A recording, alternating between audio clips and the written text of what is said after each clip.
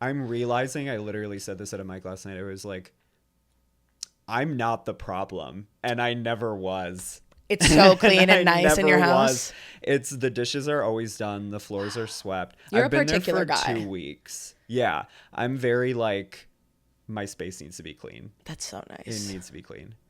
And Mine it's isn't tough. like, I don't think it's dirty. Like, I think I clean as much as a clean straight guy. Sure. Do you know what I mean? But Sure. for a girl, it's like Well, as somebody not as clean as you might think. who lived with a quote unquote clean straight guy, I can say you were so much cleaner Thank you for than saying that. that. Yeah. That's Well, huge. when there's company, like it's gonna be Yeah. clean. I'm talking about like the depths that I get to when I know nobody's getting here. right. No one else is gonna see it. Is Yeah, still yeah. clean straight guy. Yeah. Like I there's could nothing on see the that. floor. I just haven't swept in 2 weeks maybe. Right, and that's okay ultimately because as I like to say, if you take your shoes off by the door, it doesn't matter. It does not. That's matter. exactly what I'm saying. I cannot be held responsible for any dust that has been tracked onto that floor. I'll sweep it up in a week, Exactly. maybe. Exactly. Yeah. But I was much cleaner when I was living with a roommate because I was always like, well, why aren't you doing your dishes? I do my dishes. Right. No, when you're cleaning out of spite, it's a special kind of cleaning. It's very motivating. Yeah, it's deeply motivating. That's the only thing that makes me think maybe one day I'd want to live with a man. Yeah, it's really tough to live with someone who loves you just so you can clean out of spite.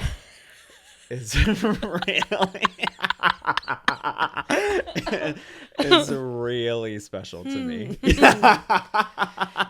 When you mirror it back to me, I don't like it as much, Chase. Oh God, I'm not a therapy Jew. I'm a song and dance Jew, baby. And that's the name of the game. That's the best intro I could give you. Thank you so much. Welcome to the podcast, comedian, pal, sex symbol, Chase Hoffman. Sex symbol, thank you so much. You're my God. welcome. Thank you for having me. I'm so excited to have you here. Yay. I came across a picture I took of you a couple years ago on Simon's roof. Oh my God. I think you were shotgunning a beer in I'm going to say wife beater. Oh, sure. And you looked hot as fuck. And then I watched the my live God. photo and I heard myself screaming, "You look hot as fuck!" Like, Wait, now that you say that, that's so crazy that I just got like Raven Simone, like that's so Raven, like tunneling into my brain. That's why I like paused for a second. That was I, a like, special glitched day. out. That was a really special day. I got so sunburned on that roof. yeah, there's no shade. There's no shade whatsoever. I think we were like hiding under a fitted sheet. Yeah, that yes, that's somebody exactly like right. propped up with a chair. That's right. It's a Yeah. glamorous life we're living. It's a glamorous. It's crazy life we're that living. that's the best roof we have access to. And I don't Oh, think it is. He's just the 100%. only person brave enough to host. Yeah. Because I know a few of these other girls who are hiding really good roofs. Yeah. And You know who I want to shout gatekeeping. out? Former podcast guest Steph Brown has a Yeah, great roof and yeah, she regularly does. hosts. Yeah. Oh, shout out. Cooks I went for to people. one of her parties. Yeah, she's the best. Yeah, it was great. It It's was a really fun incredible. time. She always does a Memorial Day thing. It's lovely. She's oh amazing. my God, Memorial Day is coming up. I'm so excited. Long weekend type shit. So excited. For some people. And I'm some people. I'm not. Sorry. Do you get summer Fridays? We get summer Fridays. No, mama, and I work Saturdays. Ooh, oh shit. Yeah. So I'm just bragging for no reason. I'm kind of taking a shit in my palms and being like, hey, do you want to smell it? That's exactly what you're Yeah, doing, yes. Exactly. Yeah. I need a remote 9 to 5. Yeah. And I need it to pay me a lot more money. Yeah. Dude, right now, I city bike to and from work, and it costs me $12 a day $12 to ride to a get paid bike? $70,000.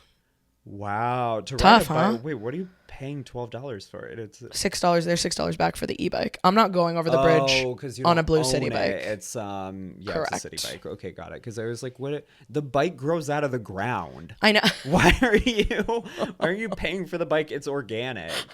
I do have a bike in here. I'm just Yeah. not going to put on khakis and then go over the Williamsburg Bridge on that No. bike. Okay, because I was gonna say I knew you had a bike of your own because Yes. I've seen that bike. That one stays in Brooklyn. Yes. Okay, and I cannot believe you haul it up these stairs. Well, that's part of why it stays here. This Is is it's like really- little quick. I'm not doing all that also. Yeah, I gotta tell you, I moved into a 4th floor walk up, and it really like wow, it changes your perspective. Yeah, it does. It changes what motivates me to go down those stairs. I was going to say it changes so much. Like if I packed a lunch and forgot it on the counter, it's like, ooh, sorry, lunch is getting bought. Oh, I'm actually not coming back. That's over. Yeah. That might be dinner later. It might be just over. Yeah, it'd be kind of great if I could just have a chute. Yeah. That I could. But stairs are one of the easiest things to compromise on, I think. They really are. And you know what? My ass has never looked better. Exactly. But it's really good for the cardiovascular. It's really good for the cardio. Absolutely. I have asthma and smoke every day, and I run up and down these things without getting heavy breathed. I hold my bike. Yeah, you wouldn't believe. Makes me so fit. It's muscle memory. Yeah. We're getting dad calves. So true. Yeah. I've always had them. Always had them. A fat lady's calves, nothing better. Wow. That's really powerful. Thick. I feel like I have a lot to learn from you. You've done you've done some good studies. I've done some studies. You have a podcast, which I forgot to mention in the intro. Yeah. Called And I've Always Said That. Correct. And yeah. and we've. And I've Great. always said that. And I've always said that with Shannon Ferry. Yes. And can you give like the elevator pitch? Because I love it and it's fun and I've been on it. Totally. So we released 2 seasons previously, which McKenna was on one of our episodes, and it was one of my faves. It was so fun. Thank you so much. And basically it's me and my bestie girl Shannon, and she is a lawyer. I'm an anthropologist, but she's a history background. We pick a specific topic each episode and do a heavily researched deep dive into that subject. So it could be something as niche as like voting rights or hair removal, and something as kind of like nebulous as anti-fat bias or like nails or something. So we've covered all kinds of topics, and we've had some really great guests, McKenna included, and some previous podcast guests that you've had on, including Obo Gilmore. Yes. And I think a couple other folks. But yeah, it's been really fun. We're kind of dragging our feet on season 3, but... Well, I know it's a big undertaking, so like... A little bit, yeah. Be kind to yourself. Thank you so much. But we love it, and we can't wait for more. Thank you. I'll link to it in the show notes. You should listen to it. Oh my God, appreciate you so much. Thank you. It's good. It's fun to listen to like smart and funny people talk intelligently. There's not a lot of that in the world. Thank you. No, there isn't, and I'm not denying it, by the way. No, and you shouldn't. That's a fact. There's there's a dearth for sure. There's a dearth, but we're hopefully filling that. Yeah. The intelligence and fill my dearth. Gap. Fill my dearth. Title. Wait, oh my God, 4 minutes in, fill my dearth. Look at us. This might be a really record huge. for real. This is actually big. This could be really big for the community. Wow, I got to start keeping track of stuff like that's what I wish that I had a producer for stuff like that. Yeah. Like fun, and I'm like, I can't do it. Fun, like quippy little keeping keeping stats, keeping like remembering what we've spoken about on the pod, because I'm having the conversation. Yeah. So it's hard to also be producing, as you know. You absolutely do a podcast and live shows. Mm-hmm. That is like the hardest thing. Is I wish there was one person who wasn't performing. Yeah. Trying to make this thing better. Like a back of house person. Yes. For sure. Which is. But really I also want it to be me. That's so great that you want that. I've actually never wanted that ever. And I wish I could give a front of house person. I love that. It's crazy. I'm a control freak is the issue. Wait, I love that. Yeah. But I'm a Capricorn, so I see that. But don't you feel like I'm smarter than everyone else? Like you're smarter than everybody else? No, like yes, you. Feel well, that, thank you so much. But there's well, yes, but I'm in the sense that I'm like, I will perform circles around you people. Well, yeah, that's kind of okay. So maybe we do align on that, because I'm like, if I can get somebody to come do it well who I trust, that's what I want. Okay. However, when was the last time that you met somebody that you were like, I would trust my artistic vision to you, because I think you are so competent and you have good taste? I want to start by saying I have really good friends. Yeah. And I love my friends so much. I love you girls down, but I don't know. I'm like, we're trying to I've had quite a few people that I like collaborate with and stuff like that, but it's always like a cooperation sort of thing. Like we come up with an idea together or something like that. But I am very much like, if it's truly my baby, my passion, like if I ever, like, fingers crossed, knock on wood, ever got to like create my own TV show, I would want to do that. I would want to show run it, create it. I'd be like, I wrote all the episodes, like, no worries, we're not hiring a writer's room. Like, yes. I actually did it all myself, and I'm gonna like help pick the directors. I want to be in the room for post-production. I want to pick the marketing materials, stuff like that. So I can totally see where like something like that, if it's truly my baby, my passion project, then like, yeah, that's all staying with me. Yeah. That's how I feel about this. Yeah, exactly. I'm like, my janky home setup is still to me better because I'm doing it. You're doing an amazing job. And if it gets messed up, I'm not going to like cut somebody else. Which is why I'll do self-harm in my bathroom like an adult. Exactly. You'll do it hot dog. I'm kidding. Wait, I tried to say I tried to say that at a mic, and I was like, I'm doing it hot dog. Silence. Wow. You're literally begging me to do it hot dog, by the way. Literally, I've never heard silence quite this loud. It was really crazy. So fucking funny. It was really crazy. And I was like, wow, and by do it hot dog, would you like to explain to somebody who just maybe like didn't? Cut and vert. Yeah, cut and vert, and sort of like in sort of a life-endingly. And kind of a life-endingly, like, I'm going to get canceled for saying this, like gushing blood in the bathtub, kind of, we're doing it. I just think we should be able to talk about suicide a little bit more. I think that we should, because it destigmatizes it. Exactly. But, yeah. And literally most people I know have tried to kill themselves. Right. Yeah, I had friends who listened to Pierce the Veil in high school. Of course. Yeah. Well, that's it wasn't me. Band. Yeah. Yeah, you know what? I've actually never listened to a single song. You would not like it at all. Yeah, I doubt I would. You should stay away from that. Thank you. Yeah, it was kind of those, me and my friends would be like those houses in Malibu that you see sometimes on Twitter, where it's like, they're like the all black one, and then I'm like the Barbie doll. Yes. Fucking pink and purple house. I like that. Yeah. That's like, it's really crazy. A middle school friendship archetype. It really is. But I'm the darkness, but it's smiling back at you. That's nice. I mean? Very scary. Yeah.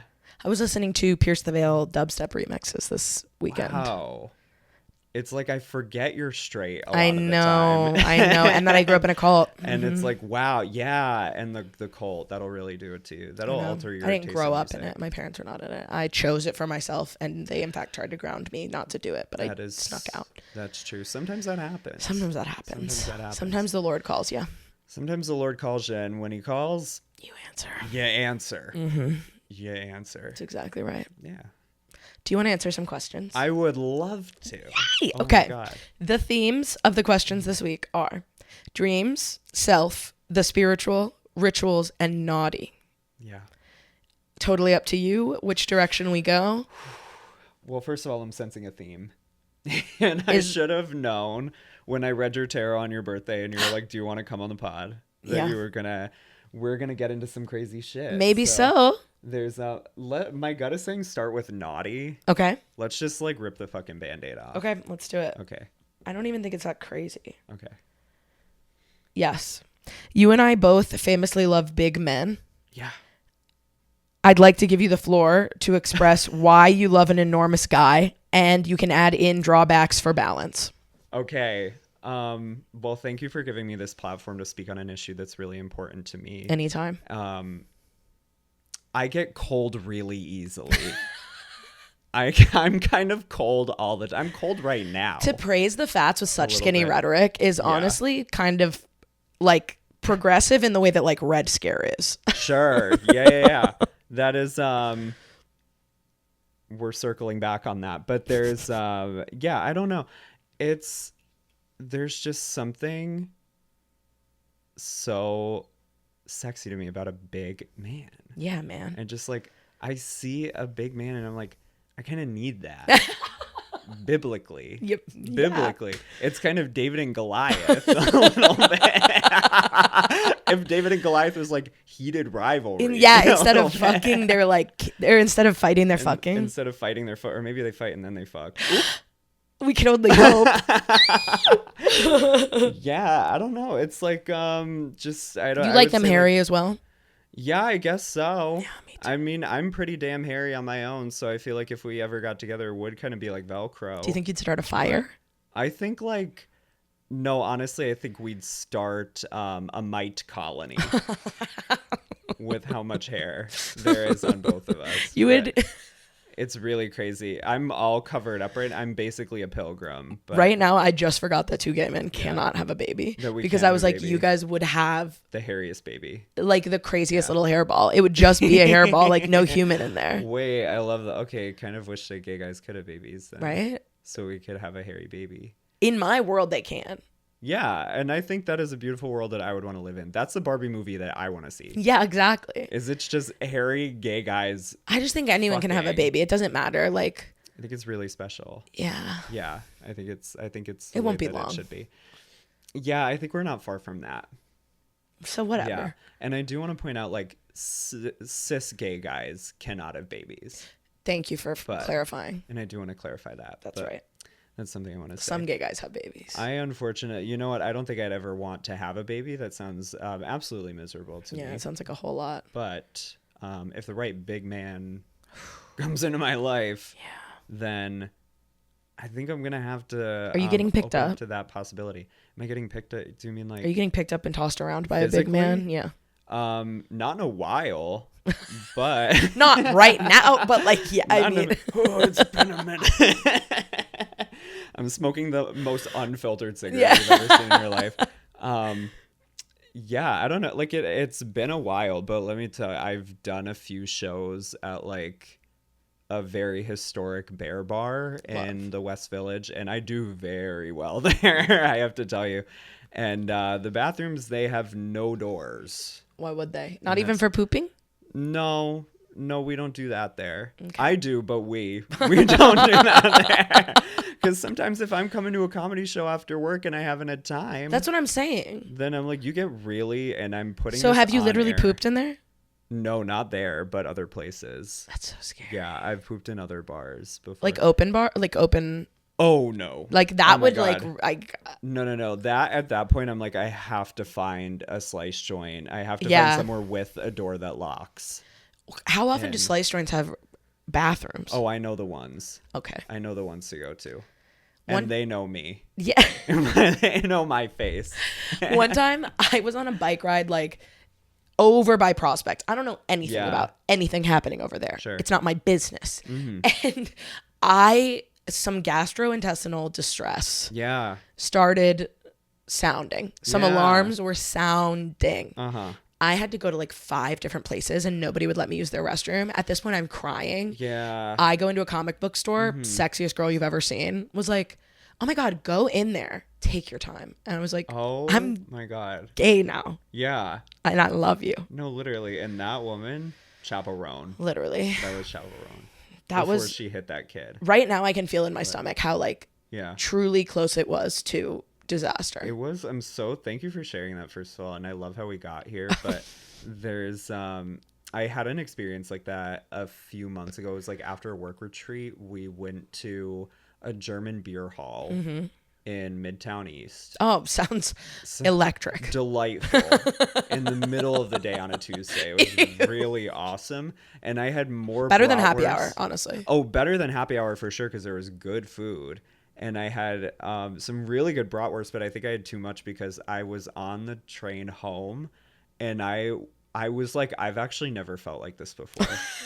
I've actually truly, like, it's never been like this, where I'm like, I'm about to, I was in like Chambers Street Station to switch to the J because I used to live off the J, and I was like, the J train's not coming. No. It's never coming. No. So I was like, you know what, this station is so big.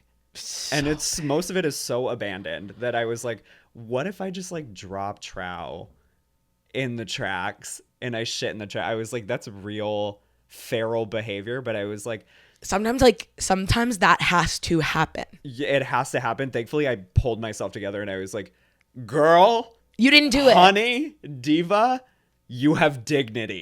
And I turned my ass around and I hopped on the 4 train for like one stop, went to my office, and literally I was on. So everybody was like, Chase, thought you weren't going to be in today. And I was like, shut up, I have to poop. And I ran to the bathroom. I was like, my cheeks are spreading at the moment, Charlotte. I can't talk to you. And so I like ran into the bathroom and took the most explosive shit imaginable. It It was really crazy. And I was like, truly, in that moment, it puts everything into perspective for you. It does. It's like, wow, actually, like I can be successful in my own time.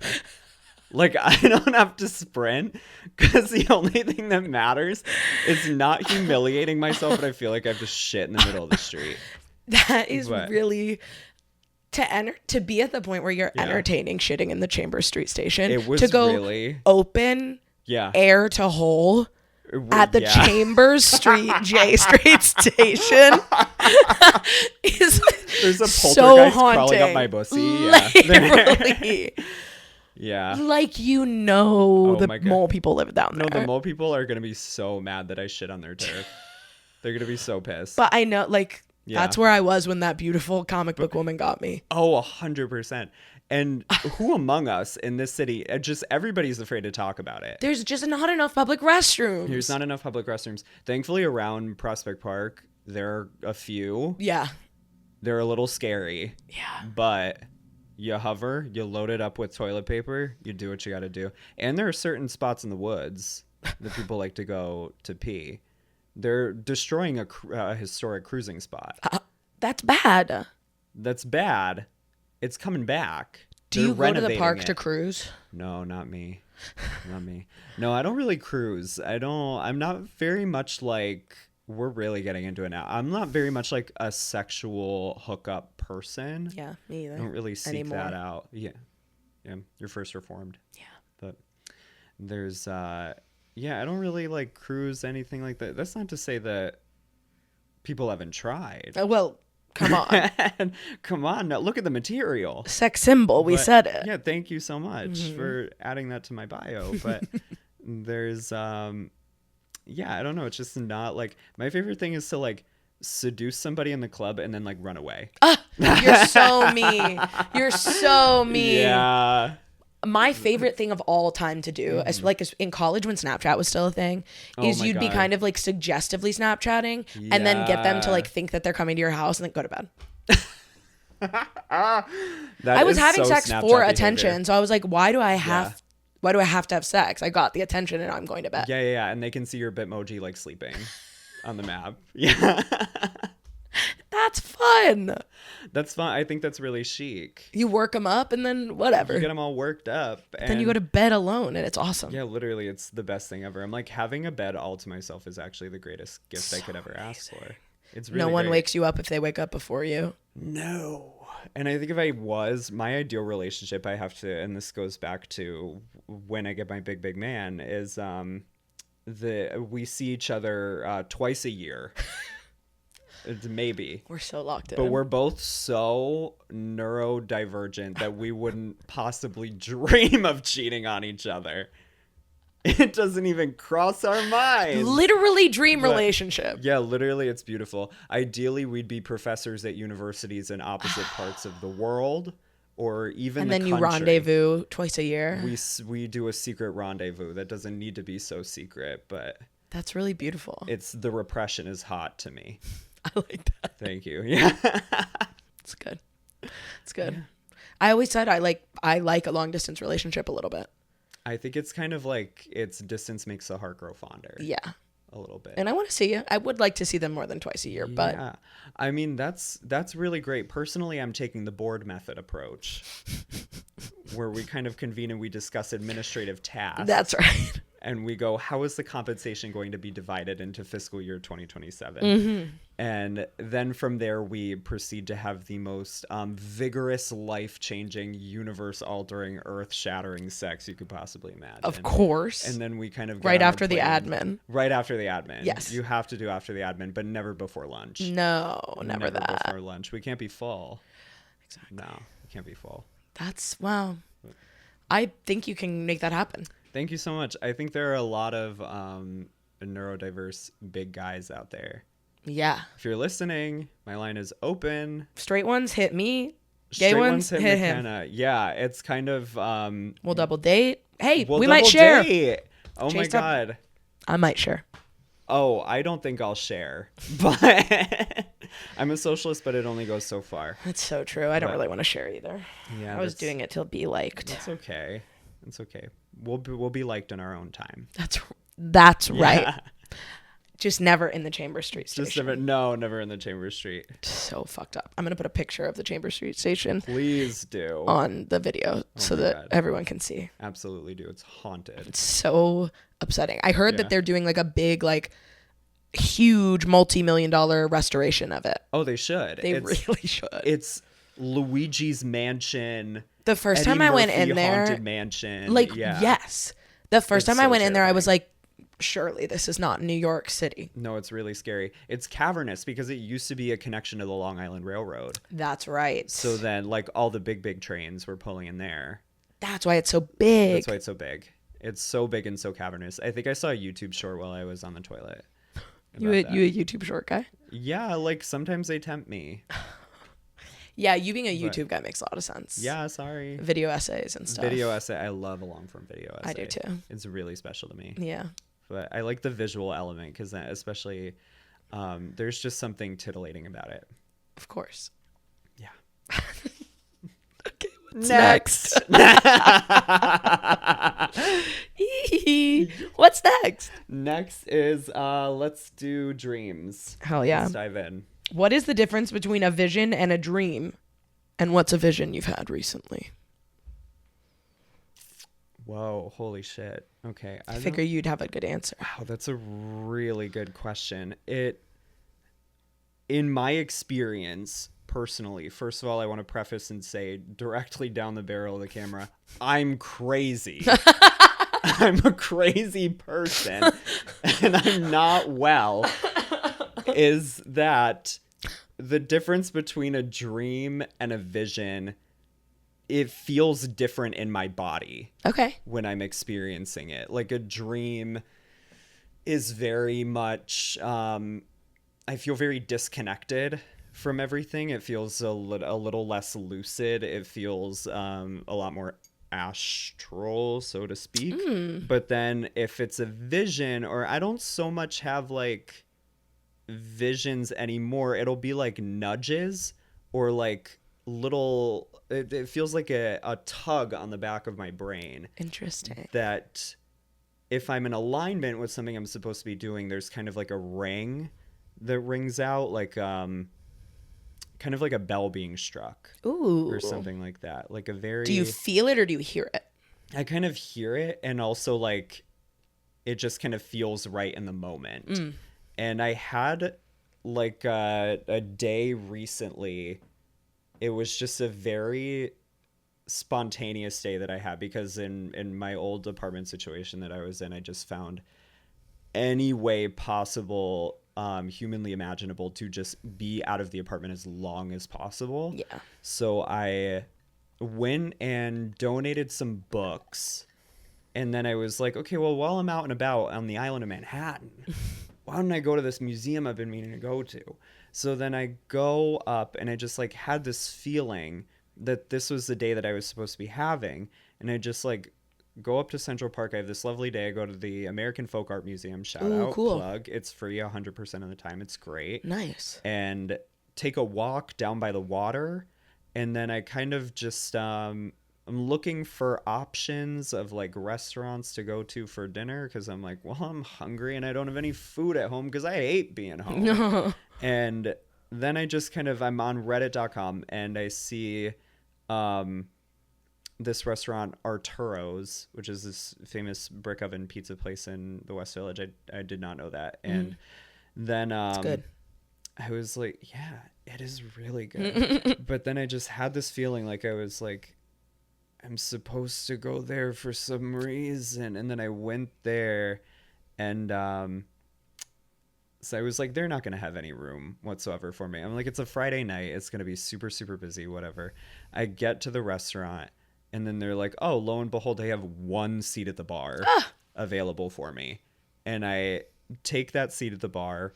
I'm sitting there, and as I'm sitting there, I hear like the words. I get to know the bartender, Gus, by the way. He's really, really nice. Shout out to him. And then as I'm sitting there, I just get like the urge. Sometimes I'll get like a knot in my throat when there's like a word that needs to be said.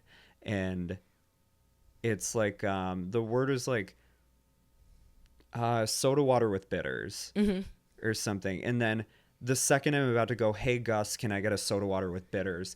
The guy sitting next to me says that exact thing. Whoa. Right as I'm about to say it. And I was like, okay, that's a little freaky. Yeah. That's a little freaky. That's a little weird. I was like, did I do that to you or did you do that to me? That's Whoa. kind of a little bizarre. And then I get off the train. I'm kind of teetering. I'm like, taking my time to get onto the train. I'm taking the 2 train to get to my old apartment. You're never going to be able to find me. You don't know where I live. And I don't live there anymore. And then I'm on the 2 train. And then all of a sudden, this guy that I went on a date with a few months ago comes up to me and just like grabs my arm. And he was like, hey. And I was like, oh, hey, girl. And then we kind of figured out, we're like, hey, maybe we're going to have like another date or something. And I was like, this feels really weird. But it was just like the whole day I just spent the entire time just like following that cord. I love that. Inside of me. It feels like a literal tug. Yeah. And so like when I have dreams, and the dreams, like sometimes when I was a kid, it used to be stronger. They'd like show me stuff that was going to happen occasionally. Yeah. And then it would just feel like very light and airy. Whereas this is a very like somatic experience where it feels like a tugging in my gut and like a tugging on my brain that is like, no, you're not supposed to be walking that direction. You're supposed to go this direction. And some might call that OCD. But not me. I'm choosing to call that being a fucking witch. Yeah. And you can take that up with the tribal council.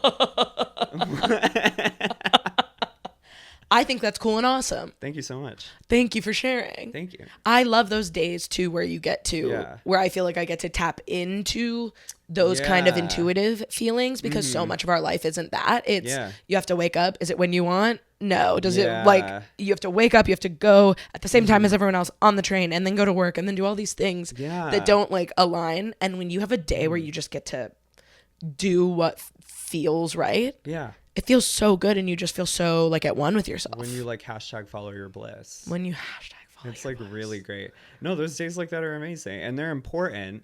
And also like it kind of goes along with this. I've had a lot of people ask me, they're like, what do you do if you do like a ritual or something, if you're doing like a spell? And I'm like, it doesn't really work like that. It's, from what I've seen, there aren't really like, there's no grimoire, there's no like cauldron, there's no bubble, toil and trouble, whatever the fuck. It's like it's a lot of what we would refer to as witchcraft or like spirituality or anything is actually deeply intuitive. And you just have to follow what feels right to you and what feels in alignment with the source, with the universe, with God, whatever the fuck you want to call it. Yeah. But, yeah. Love. Thank you. Good one. Yeah. We're diving head in. We're getting into guts and all. I love it. I love it too. That's my shit. Yeah. Should I start saying like Flo Milli shit? McKenna shit. Do you think I should? It like scared me a little bit, but I think you should. Yeah. No, it came out of nowhere for real. I love Flo Milli. Exactly. Fellow Capricorn. And like her walking around going Flo Milli shit. Like Flo that's Milli shit. awesome. I love it. And like not to jack her steez, but like also I'd like to. Yeah. And you can. I literally think can. You can. I think legally maybe you can. People won't stop telling us how much we look alike, so I thought I might as well pick up on the vibe. Yeah. And I'm glad you brought it up first. I know. Because I wasn't going to be the one to break the ice and be like, sometimes I really mix it up.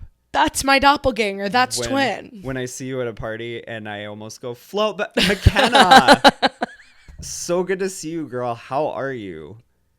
You're just like everyone else. You can't tell us like apart. Everybody else. Fuck. I'm so basic. Next question. What are we? We have routine, self, and the spiritual left. Let's do the spiritual. Okay. What realm of spirituality are you feeling most connected to these days, and how are you engaging with it? Oh, what realm of spirituality? Ooh, I was doing like a little while ago, I went like full ritual mode, which was pretty cool. Haven't really done that in a while, to kind of like unblock this hindrance that I have with like communicating, and, like speaking to people. And I just like had a bunch of wilted yellow rose petals from an event we had at work. Don't worry about it. And I like took it onto the roof of my old building again. I don't live there anymore. You can't catch me. And you're never going to find me. And I get to the roof and I just like kind of set the rose petals. I like let them go and everything. I also had some cinnamon, crushed that up under my feet. Sticks? Yeah, the cinnamon sticks. Crush that up. It's good for, cinnamon's really good for banishing depending on how you use it. And so a lot of it was kind of like getting rid of these blockages that I've kind of built up for myself. And even if it's just like the physical act of doing that stuff kind of tricks my brain into doing it, then I'm like, whatever fucking works. Exactly. I'll take it. And so then I'm kind of taking the cinnamon, scattered that to the wind as well. Lit a yellow candle, because again, we're going with yellow. Yellow is the color that aligns with the element air, which is the element of communication. Ooh. And also the element of writers, which is why I align most with that element.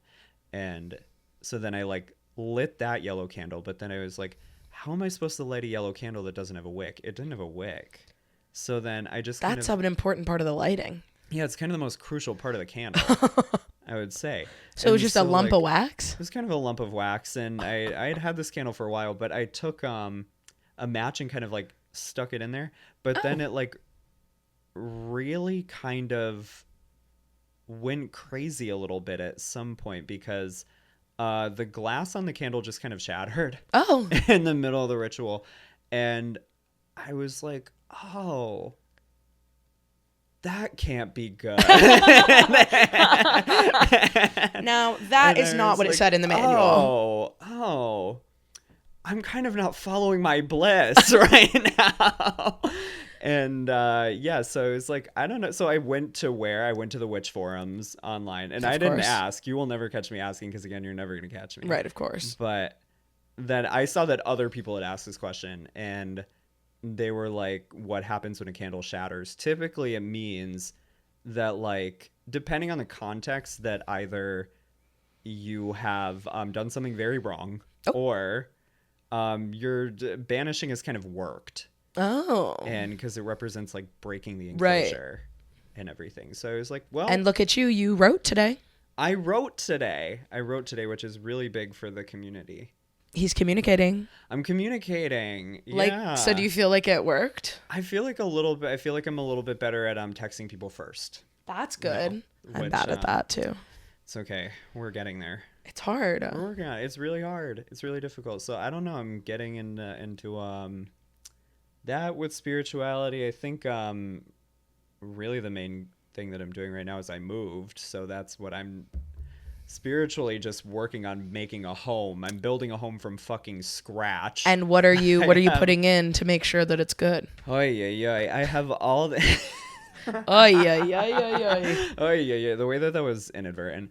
I have like a bunch of my candles and stuff like that. I also have like getting some eucalyptus, getting some plants, just kind of like finding a way to connect my home to me and my connection to the earth and the world, and just want it to feel like a very welcoming space that I can occasionally bring others into if they want to come over and chill. But, yeah, just kind of hang out. I love that. Thank you. Are you enjoying being like a little homeowner? I'm fucking loving it. It's overwhelming. Yeah. A little bit. And to be clear, I do not own my home in any capacity. It is an apartment that I found on Craigslist, but I'm not going to tell you where. Because you cannot. Or how much I pay, because you're going to fucking kill me. But there's it is really amazing to like I can come and go whenever I please, which I could technically always do that, but there's like to be able to go to the bathroom whenever I want, to be able to use the kitchen whenever I want, to be able to just kind of chill out, max and relax and all cool. In my living room, I can listen to videos without headphones. It doesn't fucking matter. Yes. Nobody's going to say anything. It just feels really good. I think the main thing is I just have no possessions. Yeah, the build up once you have your own spot is hard. It's really hard. I can imagine, because I'm like, I'm a pioneer woman. This is some covered wagon shit. You're going to love amassing things. No, literally, I'm on an Oregon Trail grind. It's an exciting time. And I'm like finding resources. I'm building my cabin. I'm building my little house on the prairie. You would be a good pioneer, I think. I think I would be really good up until I wasn't. And I would snap and probably commit an atrocity. But before that, we'd get a lot of stuff done. Yes. Yeah, you're 5150 me as we speak, but yeah. I forgot what it was, but then I remembered. 5150, yeah. It's yeah, but then I remembered. So. And the girls who get it. Anyway. Okay, 2 left. Okay, amazing. I feel like we're breezing through I know, we're going so fast. I'm breezing. Am I going too fast? Should I stretch it out? No, you can do whatever you want. We can chat for as long as we want. This is really special to me. To have this outlet, to have this time. Let's do rituals. Okay. We're just blazing through the spiritual stuff. Exactly. It's okay. Yeah. In detail, what does your morning routine and commute look like? Oh, okay. All right. This is really itching my earth sign brain right now. What do? I wake up on a typical day, 7 a.m. on the dot. I bought an alarm clock from Target. Yeah. So that I wouldn't have to look at my phone. Right. Before I go to bed or immediately when I wake up in the morning. Do I do that anyway? Yes. Yeah. Pretty much every single time I'm looking right at my phone and then I'm turning off the light and going to bed. Mm-hmm. But I have this alarm clock. Wakes me up at 7 a.m. I kind of crawl out of my bed in a really dramatic way and on all fours.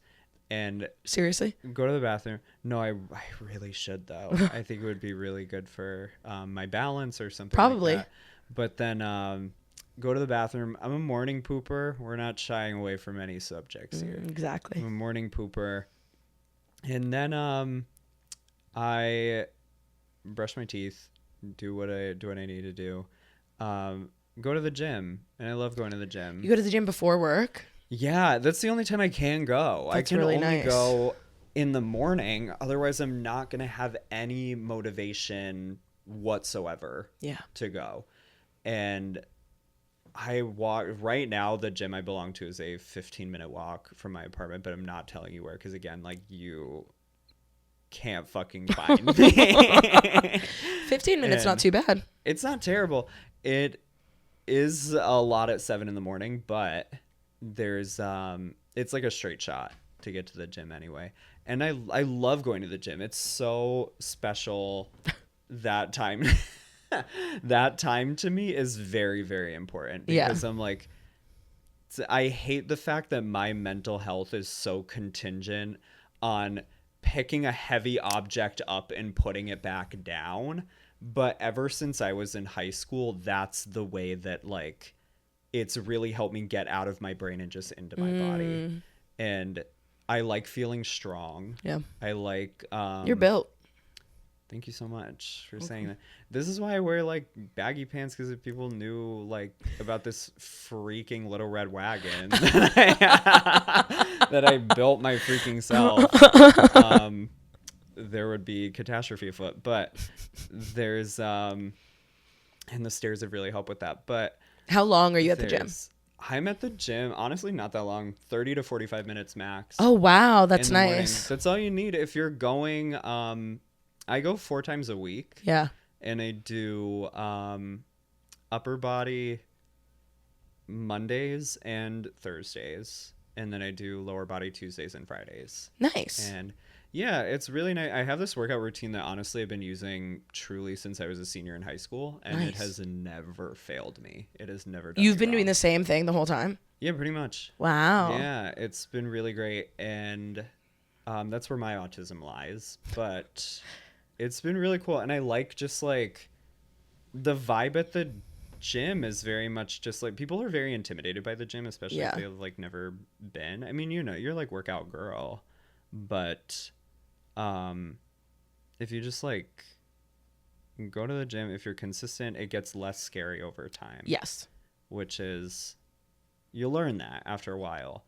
And thankfully I had the luxury of like my parents had some janky workout equipment. That's nice. They got off of Facebook Marketplace. Of course. So I started working out when I was in high school, and then from there I went to the college gym at my university, and then you're just surrounded by a bunch of college kids. Yeah.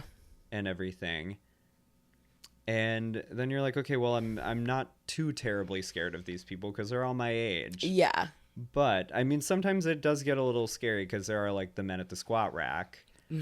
And that's really scary. So then I'm going to kind of go hang out with the girls on the mat. Right, of and course. We're doing our ab routines. That's right. And then I'm going on the elliptical. But there's... So you lift and do abs and do cardio every day? I don't do cardio so much anymore because I get so much damn walking in. Right. Living in the city that I'm like, I don't really...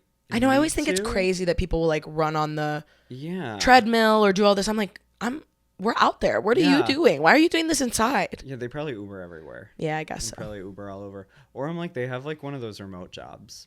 And you just like So sit around true. and you do nothing all day. That's true. Okay, they But- might not have any steps. Yeah, they might not know what they're doing, but which I don't know what I'm doing either. But in any case, I do enjoy going to the gym. That's So nice. it's a very special time to me. And no matter what I have going on in my life, I know that those 30 minutes are kind of like sacred. Yeah. And I'm like, I go in and all I have to think about, no matter what the stressors are outside, that I'm like, I just have to make it through these sets. And I just have to do 8 chest presses and do another 8 chest presses and another 8 chest presses, and then I move on to something else, and it goes check, check, check, check, check, and I feel so good after I get it all done. Do you do it? Is it all just in your head, or do you keep track of it? Oh yeah, it's been like blank years at this point, so I'm like, Do you know what you lift on each one as well? yeah, I have it like somewhat memorized, so I just like go in and it's kind of like, oh, that feels right, like that's what I should be. Clearly I'm no like kinesiologist or like workout expert or whatever, but there's I'm just gonna do what feels right for my body, because sometimes it's the weight that you can hold is different per day. Yeah. And that's just like it's something you figure out after a while. And if you're like going to the gym in a healthy way, which like some people aren't. I know A lot of people are not. Who he goes to, this guy, he's my coworker, who goes to the gym 7 days a week and has been doing that every single day. Or not even the gym, just like works out 7 days a week. Don't do that. That's not healthy. That's bad for you. You're supposed to worry, like the experts literally say work out 5 days a week, and that's like the maximum. Yeah. You gotta let your body rest. It's really important. They're not doing it. No, they're not doing it. And I'm like, that's how you build muscle, man. Yeah. That's it. And then, so to round out the morning routine, after I go to the gym, sprint home, probably don't have time to eat breakfast, whatever, I'll do it later. And I change my clothes, get on the train and go to work. You showering? At night, You don't shower after the gym? no, I don't get that sweaty. Whoa. Sorry. I got a lot of hair. It's real ventilation. I don't get that sweaty. That's ventilation crazy. hours. Wow. And I'm also bald, so it doesn't really So like, true. That's a huge part of it. yeah, it's kind of all the heat just kind of like wicks away from And that's like, I need my hair body. to look. Yeah, that's true. If I don't have anything to wash Yeah. up here, which a lot of people are like, you don't shower after the gym. I'm like, truly, I'm telling you, I strip down to my birthday suit. I take all of the clothes on my body off. Yeah. Put on new clothes so they're clean, and put on some fresh deodorant, freshen up a little bit, and then I'm like, I'm freaking good to go. Being a boy sounds awesome sometimes. Yeah, it can be sometimes. Sometimes it's a prison of our own design. Totally. Yeah. But like when I think about like I want to go work out, like 30 minutes and then don't shower and like makeup and hair time and all of the bullshit, which of course is all like I guess a choice, but like, you know, It's patriarchy. Exactly. It's imposed. Exactly. Yeah. But what's your morning routine? I want to hear about that. What do? I wake up and snooze as many times as I can. Okay. I love to be in bed. Yeah. And sometimes I'll snooze too long and then turn the alarm off and then I'm late. And that Okay. happens kind of a lot. Sure. Are you like every 5 minutes kind of new alarm? Every person? 9. Every Yeah. 9. Every 9 minutes. Just to keep yourself on your toes. Yeah. Okay. Yeah. All right. Yeah, the only way I'm going to wake up is after like 4 alarms. I just really love sleeping. So that takes a long time. I know. Yeah. And then I try not to look at my phone right away, but I often do, but I often don't. So I get up, do all my, like, brush my teeth. I have to eat before I can take my pills or else my tummy hurts. What's your like go-to breakfast?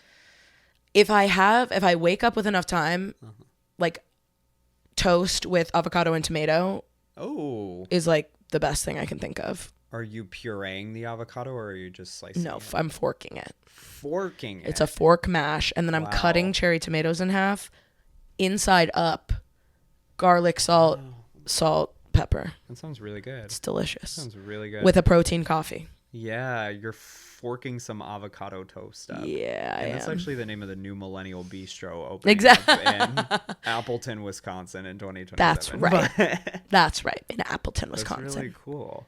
Yeah, and then I get dressed, do my makeup, and I bike to work. Yeah. I'm sweaty.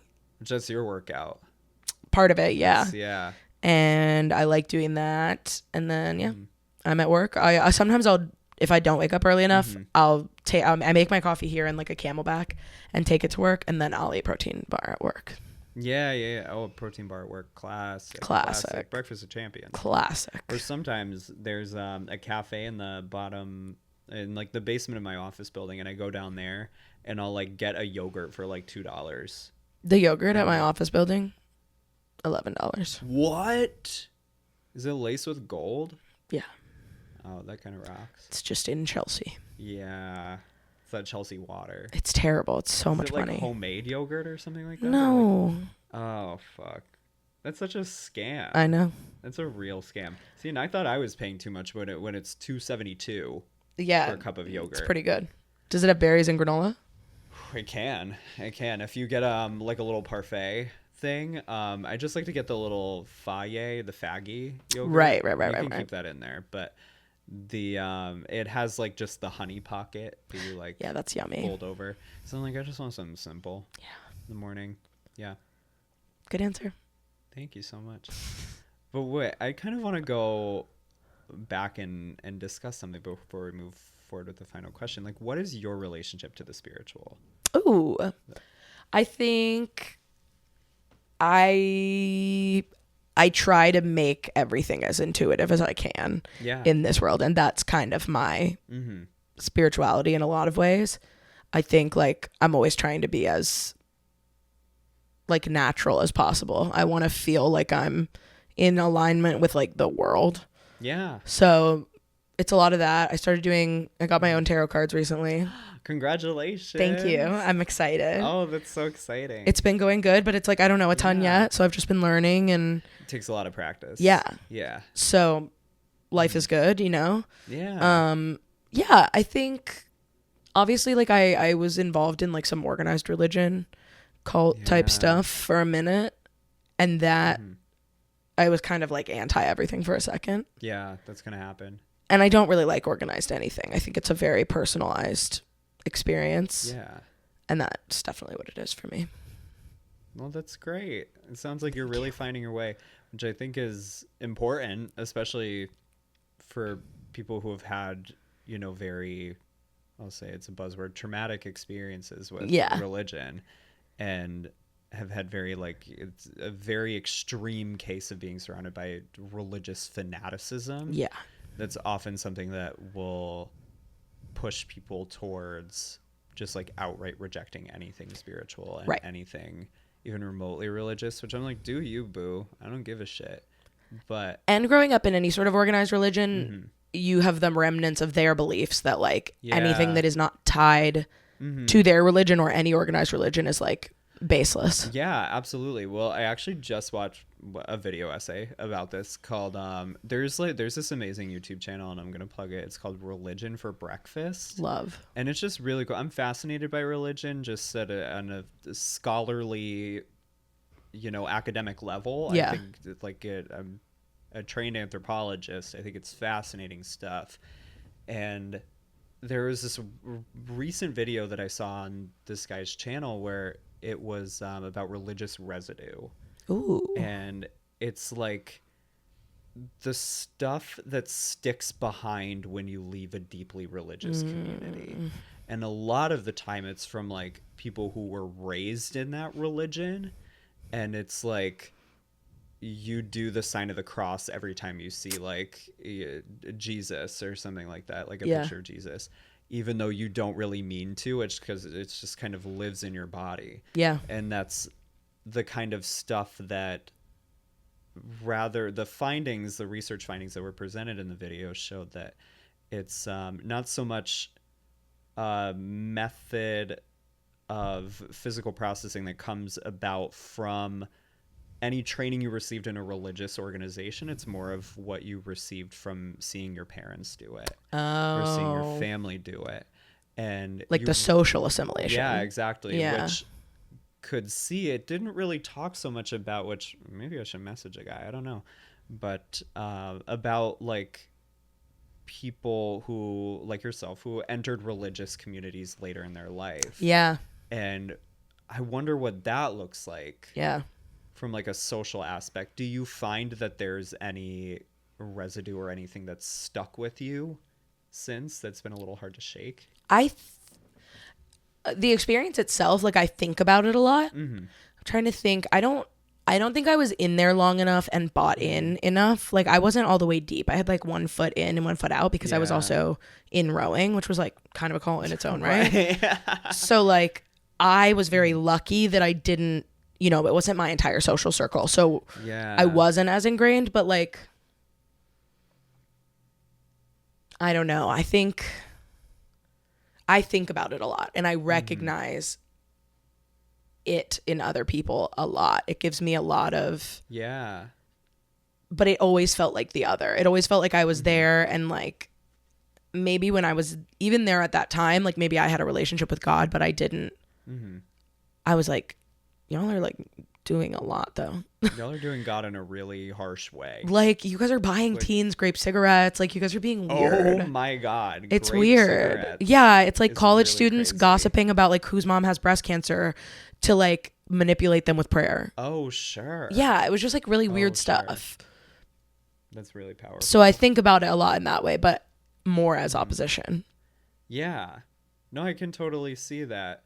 That is so I think that's I think that's really interesting that you said you see it in other people. So could you expand upon that a little bit? Like, do you see if people are like in a cult-like environment or something, then you recognize that, or like definitely that happens less often. Okay. But like the religious residue thing you're talking about, like I feel like I see that in people or their views. I'll be like, oh, you were involved in like a fundamentalist Christian organization, like where, and it'll be something small, but I'll just recognize it because I've heard most of the stuff. I just didn't identify with it, luckily. But then you see some people and you're like, oh, you clearly grew up in that.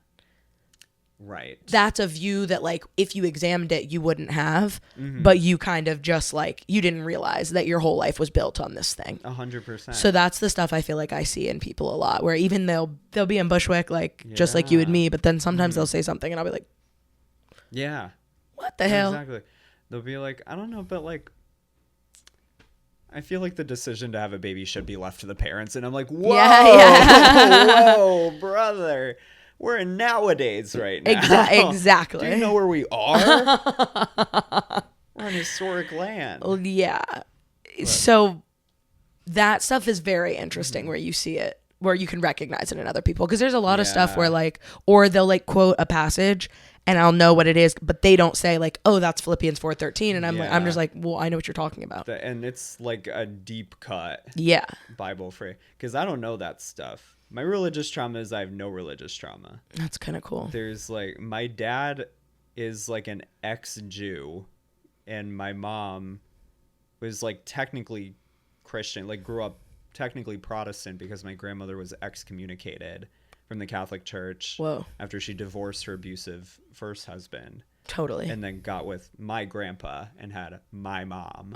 So then they both sides of my family kind of saw like the pernicious, very dark-sided nature to like Judeo-Christian Abrahamic religion. And Yeah.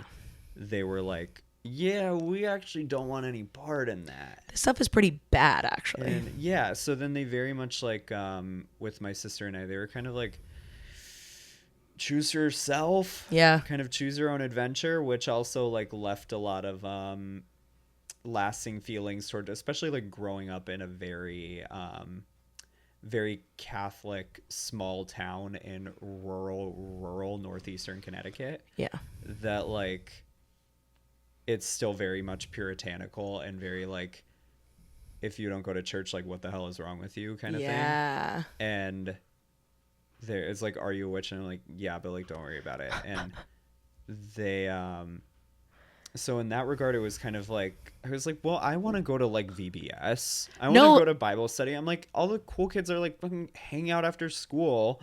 And I feel like alone. Yes. Because I don't get to go to the Bible club. Yeah, because they make it, but that's what's such a like bummer also about like, I don't know, maybe like third spaces for teens. Yeah. Is that like the fucking weirdos that run the teen Christian groups should not be the best social activities. No. Because I remember that too. Like, we didn't go to church. My parents are not religious. Yeah. But then, yeah, when it was like offered to me when I was 14, I was like, finally, like I get to be a cool kid. I get to be in the club. And I was like, well, first, because I remember so vividly, it was my friend Devin, girl Devin.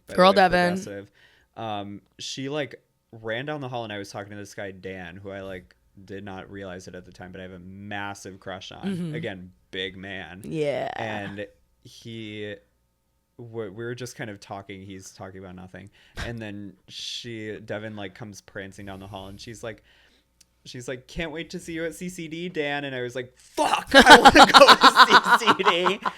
I want to hang. I was like, how am I going to get close to Dan if I can go to CCD? Well, that's where, the boys were too. And I was like, yeah, no, literally. Yeah, I kissed a boy. In my cult. Yeah, man. Yeah. That's what it was about. Was that your first kiss in the cult? Yes, that was my first kiss. Ooh, yeah. Wow. I was 15, a little bit of a late bloomer, I think. I was 16. When I had my That's first early kiss. though for gay. For gay, it's a little early, and it was my first kiss. It was we went camping a lot growing up. But it was like RV camping. Sorry, this is like really unrelatable now. But they were like not nice. It was RVs, unrelatable when you were talking about your visions, right? Absolutely, yeah. I kind of like to them, not to me. Cut everybody off from the start, but there's calling the herd, if you will. But there's like we went camping at this campground in New Hampshire, and like me, my sister, and our like childhood friend who I had been friends with since I was like 6 years old, we made friends with this girl who was also at the campground, just like with her family, because when you're a kid at the campground, you're gonna make friends with other kids at the campground. And then we also made friends with this teenage drag queen named Scarlett. Incredible. Who had a pet snake. Yeah. And we like played a game of spin the bottle behind a dirt pile in the abandoned lot by the cemetery. With your sister, BTW? Oh, I was very much like not about that. Yeah. But did watch Scarlett make out with my sister, which was really something that is going to stick in my psyche for a really long time. But then you want to talk about religious residue, Diva. I'm going to talk about. Did you get Scarlett after that? Talk about psychic spit. Yeah, I kissed the other girl that we were hanging out at the campground. She was my first kiss, but then Scarlett was my second kiss, and it's a little more cinematic. So you and your sister both. We're Eskimos.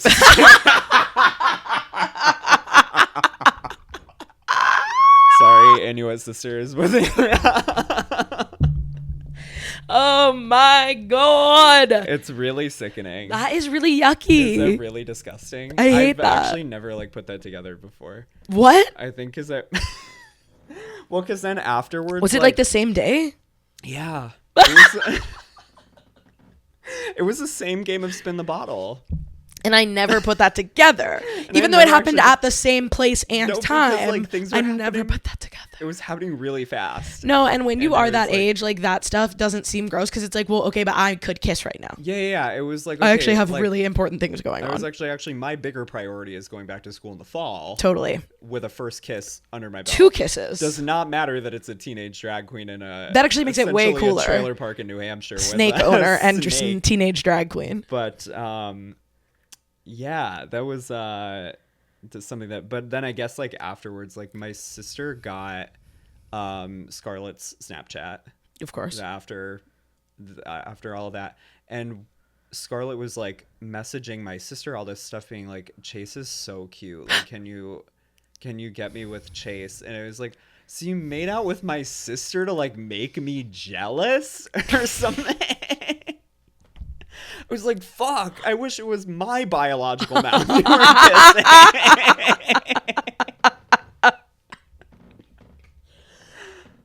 Oh my God. But that's incredible. Yeah, it sounds like we both had a really good time being late bloomers in the kissing. But yeah, I just had a cult boyfriend. That's really crazy. My cult boyfriend called me an asshole immediately after we stopped because I pecked him and he had spit his gum out because he wanted to, like, make out. So that was the first kiss was the peck? Yeah. Or, like, okay. Was that, like, what was the context behind it? Was like more than like a peck, but it wasn't like okay. I wasn't putting my tongue in his mouth. I was like, this is my first kiss. I'm not doing this. Oh yeah, no. That's like scary territory. Right. I'm like, we can't have a normal kiss. Yeah. It was like a chaste first date kiss, but not a peck. Yeah, it's very much like we got done churning butter, now it's time to go to church. Exactly. Situation. I've got my starch collar on, like we're gonna go burn a witch later. Right. Kind of vibe. Yeah. There's but what was like the context? It was just like a regular day in the cult that you were. We were in the park. Okay. We had been like very close. He brought me into it. We were texting all the time every day. We passed notes. We spent every study hall together. Like, passing notes is cute. Yeah, we had like really fun. Yeah. He was a real asshole and I liked that. Like, he would like correct the language arts teacher. Like, he was just like a prick. Like, and I just thought that was hot. I don't know. Yeah. And yeah, we were just like hanging out and walked from his house to the park. And I think we had like talked about it before. Yeah. But like neither of us were supposed to be doing it. And his discipler. Oh, and by the way, this is a 26-year-old man who's just like in teenagers' business. Whoa, sure. Yeah. His discipler and my discipler decided that we shouldn't be together because I was too young in my journey with Christ. Oh, sure. And I was like, you're fucking me up so bad right now. It's not even funny. Oh my God. This is actually what it's about for me. I don't give a fuck about what you guys are doing over there. I want to kiss this guy with crazy lips for a white guy. This is really like modern romance. Yeah. You're with teen Tom Hardy. Exactly. And they're trying to rip you away. Exactly. From your perspective. He had really strong forearms for a teen. Ooh. Yeah. Okay, that's nice. Exactly. Is he like a rock climber or something? Yeah, and he like knew a lot about computers. Okay. I know. You get strong forearms from typing, that or carpal tunnel. Yes. But maybe he was climbing Jacob's ladder. Maybe so. Maybe I so. Myself up. You're a funny guy. But yeah, we like were in the park and he was like, so do you want to do this? And I was like, wow. Romance. And then it turns out my friend Mandy was taking pictures from the woods. And then you got in trouble with the disciplers, or like? No, she was just taking pictures of stuff in the woods. Weird girl. Oh, sure. And then she was like, they're kissing. And then she got pictures of it. Yeah. Okay, Mandy. Mandy was pretty chill. She was also half row, half cult. So it was like. Is she out? Or like? Actually, no. I think she went deeper in. Because she was not a good rower. Oh, Mandy. Pretty girl, pretty easy to get married. It really Yeah. is. Yeah, I think she probably got married. A lot of them are just married and still in it. Yeah. Wow. Okay, Mandy. Well, help is available. It really is, girl. You're a nice lady. You don't have to do I that. can find a deprogrammer for you. Yeah. It's a cult deprogrammer with your name on it. That's exactly right. Marcy, Martha, May, Mandy. Mandy. Yeah. Good job. That's it. Thank you. Well, that's that movie with You're in a cult. It's like, I don't know about the cults. I lived it. I don't have to take in the art about it. That is really true. That is entirely how I felt about Heated Rivalry up until I watched it. I was like, Did you I'm love in this it? cult. I don't need to watch it. Yeah, but then you watched it and you were but then I watched obsessed. it and I was like, okay, this is the worst pilot episode I've ever seen in my life. And then Really bad pilot. Really bad pilot. And then I kept going and I was like, okay, well, is this like a literary source? No. But it's really, really hot. It's really, really hot. But what's the movie called? It's Elizabeth Olsen. It's Martha, Marcy, May, Marlene. Oh. And it came out in like 2011, something like that. I don't keep up with those guys. Like Elizabeth Olsen like leaves a cult and goes to live with her sister, and her sister's played by Sarah Paulson, by the way. Oh, I'm iconic in. lesbian. Yeah. And one of the best we have. No, truly, like a pinnacle of the community. And an age gap lesbian at this time. And an age gap lesbian. Pretty Nobody's awesome. doing it like that anymore. And then her husband is played by Hugh Dancy, who, if we recall, played the handsome prince in Ella Enchanted. That's right. And the gay guy in Hannibal. And so they like Elizabeth Olsen is like living with Sarah Paulson and Hugh Dancy, and she's just like kind of living with the paranoia that comes with like immediately leaving a cult. And I guess like cult deprogrammers and like cultist experts have said that it is the most accurate depiction. Oh, wow. Someone who is being deprogrammed, or is like going That's through the interesting. deprogramming process, or like going through the process of kind of leaving a cold turkey situation. Yeah. But okay, maybe I'll check it out. Fine. Yeah. Fine. Maybe I will. Maybe. I don't know what it's streaming on, but I will find it. It'll be somewhere, I'm sure. It'll be somewhere. It's always somewhere. It's kind of a stressful movie, but there's pair it with another movie that makes you feel good. Okay. Like Lilo and Stitch or something. I love Lilo and That's Stitch. such a good movie. I got to when I was in Greece last year. Brag. What? Okay. The Lilo and Stitch live action came out. Did you ever see it? No. Me either. No. I don't know It that I feels need haunted to me. Yeah, I don't think I need to. Yeah. But all the ads were in Greek all over, and it was just so cute that the Stitch was just all over in Greek, and I just really loved it. Written in Stitch language. It was like low key. It literally looks like Stitch language. I was like, cute. Yeah. And That's Lilo awesome. just looks like Lilo. Yeah. So I mean, she's adorable. And The apparently best. she does a great job. and her sister is so hot. Yeah. That is a teenager. Yeah, I like when Got her. It's also a cartoon character. And isn't she Yeah. like 20? Oh, maybe. Because she has to take care of Lilo. She can't be like 15. Oh, yeah, that's true. And she's I don't know. thick, She like is a thick. woman. She...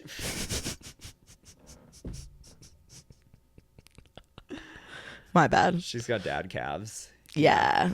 in a really big way. She makes cankles look good. Yeah, it's like important for that A representation. lot of Hawaiians have some beautiful cankles. Oh, that's great. I've never been to Hawaii. Me either. But I'd really I would like love to, go. but they keep asking us not to. Yeah, I would like to go in a respectful way, but I don't think that exists. I know. You know what I think I would love to do, though, is go to American Samoa for, let's say, 3 months, find my husband, and come back. Yeah, sure. I see that for you. Right? I think that'd be really awesome. What if they caught me and then I stay there? What if they get me hooked on island life? There are worse things I know. I could do. I can't be a comedian out there, really. Oh, fuck. Well, you might start the comedy scene out there. I bet they think I'm personally. funny. I think so. Next Well. question. Then what is the last question? Is self? Yeah, that's right. Wow, this feels really Freudian. Are you ready? Yeah. Would you rather be known as funny or smart? I know. Wow, immediate first reaction is funny. Yeah. Honestly, because I feel like you have to be at least a little smart to be truly funny in the stand-up sense. Okay.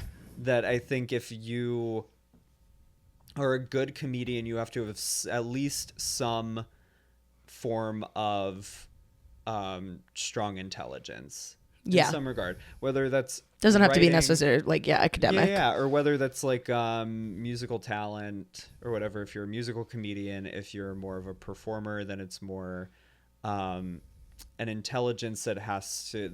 It's like, what's the intelligence where it's like extroverted intelligence or something, where you have to you're like aware of your audience or your Oh, I've never heard of that. You're like aware of other people and the way that they move and the way that they act and stuff like that. There's like a certain kind of intelligence. I'm that, sorry, like, I keep trying to make that stop happening, and it like, just isn't.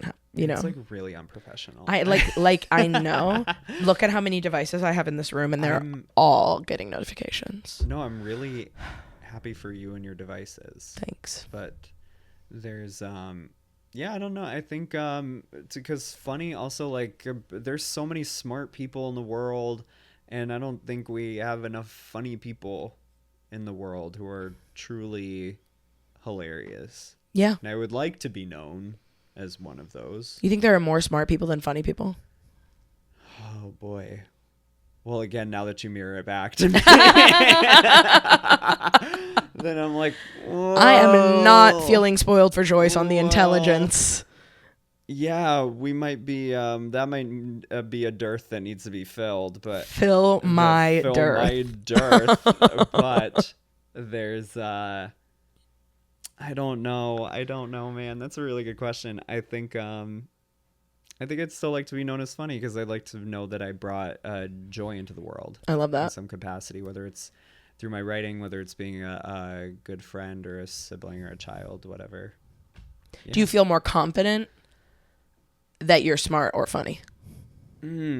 Wow. It's been a journey with both. Yeah. I feel confident that you're both, but which one do you feel more confident in?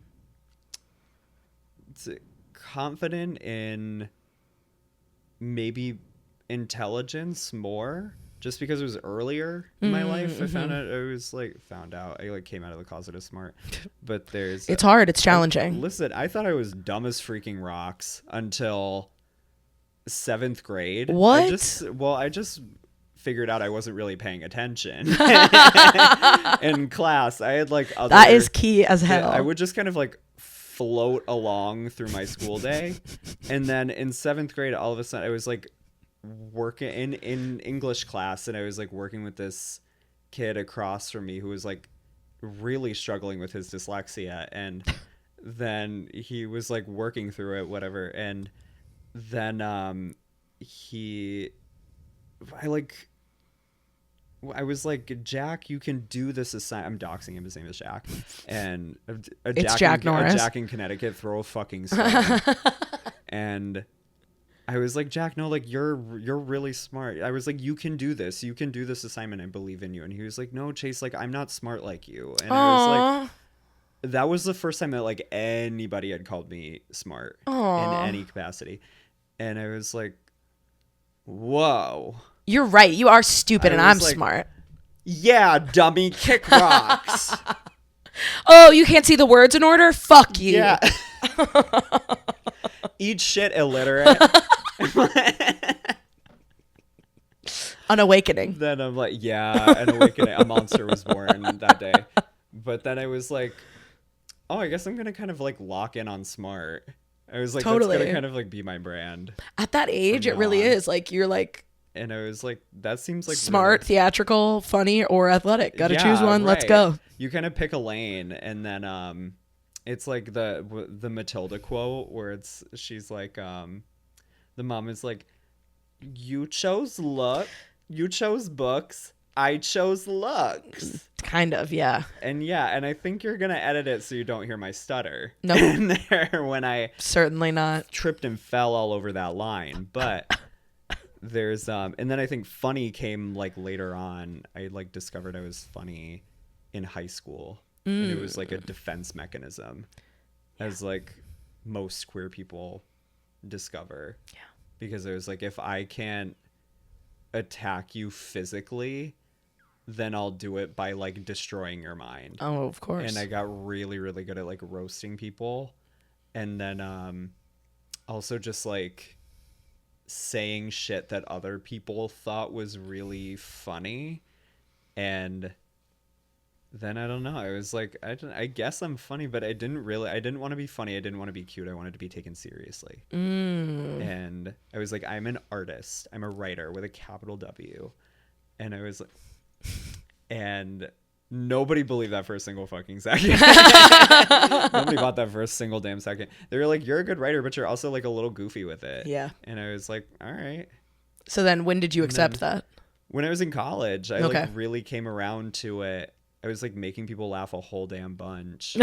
And I was like, maybe like this could be something. And I was like, maybe this is like the power, the superpower that I was like denying in Yeah. myself earlier was like, no, I'm not funny. Like this script I wrote isn't funny. It's supposed to be taken seriously. And I was like, no, man, like two things can be true. Can be both. At the same time. Like it can be funny and you can take it seriously. But I don't know. I also do think for a lot of people, like, Yeah. funny comes at the development of smart. Yeah. Because your brain is just working circles around everyone else. And it's like, Yeah. I'm dead ass bored. Like, I'm gonna, No, it's time to like literally. be hee hee ha ha. No, truly. There are so many. I think it's so fun to see people's like X-Men origin story with their like when the funny emerged and everything. Because when would you say that happened for you? I think with my family since I was little. Wow. Okay. Yeah. Always like a ham trying to make people laugh. But like like with other kids, probably 8th grade. Wow. Yeah. That's pretty early, I would say. Yeah. I just think my family's really, really funny. Yeah. So it just was like never really. Both of my parents were class clown in high school. Really? One Oh, after that's the so other. cute. Yeah. Yeah. And so it just was always like, yeah, I don't know. When I thought that I could, I always thought I was funny enough to be a comedian too. I had That's a note amazing. going for so long with jokes, and then finally just was like, I'll do it. I was like, I can't get famous yet, so I can't start comedy. Like truly, that's how I felt for so many years. Yeah, I was like, I'm just like, it just seems like a whole thing right now, but like, Wow. I'll do it when I'm ready. No, it's like an exhausting thing. I felt the exact same way. Yeah. For a while. Well, until this is humiliating. It was until I watched the Amazon Prime's The Marvelous Mrs. Maisel. Of course. When I was a freshman in college. I'm really showing my age here. Young. The first season came out when I was a freshman in college, and I was like, oh, like anybody can do this. Yeah, yeah. I'm like, comedians like don't just fall out of the freaking sky. Well, that's the thing too, is that like you don't like. I had no idea what it took to become a comedian that I would see on stage. Yeah. I didn't know about open mics. I didn't No know. idea. Why would I know that? Nobody tells you this stuff. Yeah, I had to hook up with a couple comedians before I found out. Wow. Yeah. Okay. I had to read through a couple forums online. You got to read a on the couple forums. articles. But even that, it's like, then I wanted to start doing it in college. I wanted to start going to the open mics, but I went to the University of Rhode Island, which is in the middle of bumfuck nowhere. It's not in Providence like everybody thinks. It's in Kingston, which is surrounded by sod farms. Oh, And a lot of grass. a lot of grass for growing. And there's the real special time is when it's the summer and they harvest all the grass, and then it's just dust plains. That's for perfect. miles around. Then when the wind blows really strong, then the dirt blows everywhere. And it's a really special place, and I love it so much. But there's so I was far from any source of comedy. I was also too young. Yeah. It was like a lot of these bars or comedy clubs, you can't get in if you're under 21. It's so crazy, the people who started at like 16. I'm like, It's who let you crazy. in? It's really crazy. And also I'm green in the face with fucking envy. Yeah, I you know. were confident enough to do that stuff. But then I was like, I don't know. Then I didn't really have the confidence to start. I started when I was 22, which I was like, I thought that was early. You moved to New York. That's late. Mama, you're late to the party. I started at 26. Wow. Ancient. Oh my God. But The look at you oldest now. woman alive. Look But at you look now. at me now. You're doing great. Thank you. You're doing amazing stuff. I feel okay about it, you know? I think you're doing fantastic. I'm ready to get famous, you know? She's ready. She's on it. Whatever. You know what? Yeah. I'm not ready to get famous, but I am ready to be paid.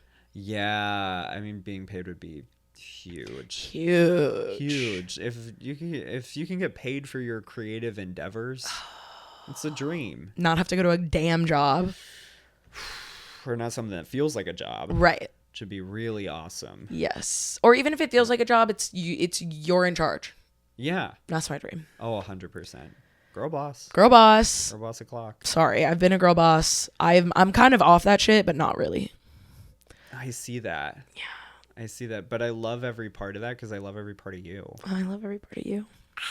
Thank you so much for doing the podcast. Thank you so much for having me. This is so much This was a great fun. episode. I literally Yay! adore you. Oh my God. I adore Fill you, my sis. dearth, baby. Fill my dearth. Fill my dearth Plug. Where can 2027. people find you? What do you have coming up? Wow. I'm on your great show, so question. well, you won't. This won't come out by then, so never mind. Yeah, it's I mean, you are gonna be on my show, and by then that'll be the past. And you'll wish you were Right, there. and you'll freaking wish you were there, or you should have come if you're listening. But then it's okay, I forgive you. But next, I run a show called Comedy Late Night. It's a late night bit show where you just McKenna was on it. Yeah, it was back in fun. the day. Yeah, it's a really good time. We've been running it for 3 years. It's so goofy and crazy and wacky. I think it's like really some Yeah. of the best of Brooklyn comedy. Thank you. Like so balls to the wall of everyone being insane. Yeah, it's really just like